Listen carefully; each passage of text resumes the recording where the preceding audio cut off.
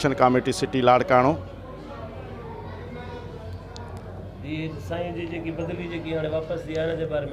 साईं असांजे हिन गवर्नमेंट प्राइमरी स्कूल दीनी मदरसा जी जेका एजाज़ पठाण जी बदली थी हुई उहा सियासी इंतकामी कार्रवाई जे बुनियाद ते थी हुई, जंहिंजे लाइ असां इरशाद अली तुनियो सिटी सदर, इशफाक अमन धामराव तालके सदर ऐं उन जी टीम ऐं असां उस्तादनि जेका हिन जे लाइ जिदोजहद कईसीं, उन जिदोजहद असांजो रंग लाथो।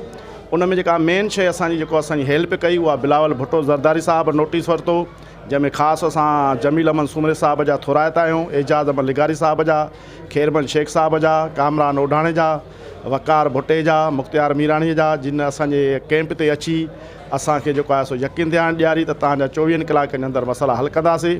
उहे उन्हनि असांजा जेको आहे मसइला हल कया। असांजा टोटल ऑर्डर 11 जेके हेड मास्टरनि जा थिया उहे बि कैंसिल थी विया ऐं साईं एजाज़ अहमद पठाण पंहिंजी जाइ ते वेठो। असांखे तमामु उन पीपी क़यादत जी महिरबानी आहे ऐं उस्तादनि जा थोरा आहिनि। ॿियो पैगाम असां जेको आहे इहो ॾींदासीं त जेको बि टीओ हाणे ज़मीर पीरज़ादो आहे उनजी जेका बि सही सां ऑर्डर निकिरंदो उहो असां कोन मञींदासीं, छो त बायोमेट्रिक वारनि जो बि इहो जेको आहे माना हिकिड़ो कानून पास थियल आहे त तव्हांजी जेका ट्रांसफ़र थिए या जेको मसइलो थिए उहो टीओ जी सही खे अहमियत ॾियो। टीओ जी अहमियत नाहे ऑर्डरनि जी, पर हुन ज़बरदस्ती इंतकामी कार्रवाइनि ते इहे कम कया हुआ, उन्हनि खे असां न मञींदासीं। हमारे में नाज़रीन असां हिन वक़्तु गवर्नमेंट दीनी मदरसा इन में वेठा आहियूं हाई स्कूल में, प्राइमरी स्कूल में। हिते असां सां गॾु मोहतरम एजाज़ पठाण जेको हेडमास्टर आहे जंहिंखे सस्पेंड कयो वियो कुझु ॾींहंनि ताईं, 3 महीना थी विया आहिनि, उन खां पोइ हिननि जी बहाली थी आहे। कल्ह ऑर्डर बि जेको आहे अची वियो आहे। अॼु असां हिन सां ॻाल्हि ॿोल कंदासीं। साईं जन जो छा चवणु आहे? बिस्मिल्लाह रहमान रहीम। वधि में वधि असांखे ख़ुशी थी आहे, वधि में वधि जेको असां सां ताउन कयो, मीडिया कयो ताउन, जिन असां जूं ॻाल्हियूं, जिन असांजा मसाला ऐवाननि ताईं पहुचाया।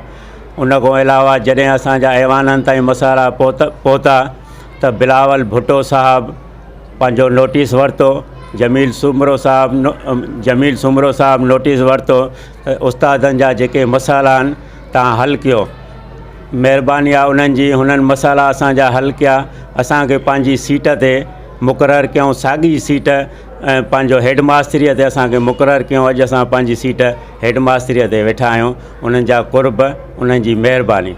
अच्छा, जीअं कल्ह चयो पिया तव्हां त अॼु मूंखे एॾी ख़ुशी थी आहे, जीअं बहाल थियो तव्हां हिते स्कूल में आया आहियो, तव्हांखे एॾियूं कंडियूं पियूं, चयो पिया त एतिरी शादी ते बि मूंखे ख़ुशी न थी आहे, उनजे बारे में तासुरात छा आहे? हा बिल्कुलु उहा सही आहे त एतिरी असांखे ख़ुशी थी जो वाक़ई शादीअ में बि असांखे एतिरा गुल हार न पिया जेतिरा असांखे हिन मौक़े ते पिया। या महिरबानी आहे असांखे पंहिंजे उहिदेदारनि जी, पंहिंजे स्कूल दीनी मदरसे जे उस्तादनि जी, जिन वधि में वधि असां सां ताउन कयो। ऐं वधि में वधि असांजी महिरबानी आहे पंहिंजे उहिदेदार सिटी तालके वारनि जी, जिन एतिरियूं महिनतूं कोशिशूं करे असांखे हीअ पंहिंजी सीट वठाए ॾिनी।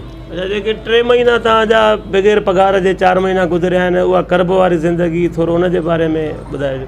हा, उहा असांखे बिल्कुलु तकलीफ़ 3 महीना आई। हिन वक़्त ताईं बि अञा असांजी पघार न थी आहे। असां पंहिंजो गुज़र सफ़र संगत साथ मिट माइट वधि में वधि असां सां साथ ॾिनो, दुकानदारनि असां सां साथ ॾिनो। हिन वक़्त ताईं हू जेके आहिनि असांखे पंहिंजो राशन ॾींदा आहिनि ऐं हुननि कॾहिं बि राशन ॾियण खां इनकार न कयो आहे। उन्हनि जी बि असां ते वधि में वधि महिरबानी आहे। जी नाज़रीन, तव्हां हेड मास्टर एजाज़ पठाण जी ॻाल्हियूं ॿुधियूं, हुनखे तमामु घणी ख़ुशी आहे। ज़ाहिर ॻाल्हि थियणी बि खपे और बहाल थी विया आहिनि साईं जन, पघार हुननि जी अञा बंदि आहे, पर अलाह कंदो उहा बि शुरू थी वेंदी। कैमरामैन सां गॾु मोहम्मद इक़बाल शेख, मुंहिंजी सिंध न्यूज़ चैनल लाड़काणो।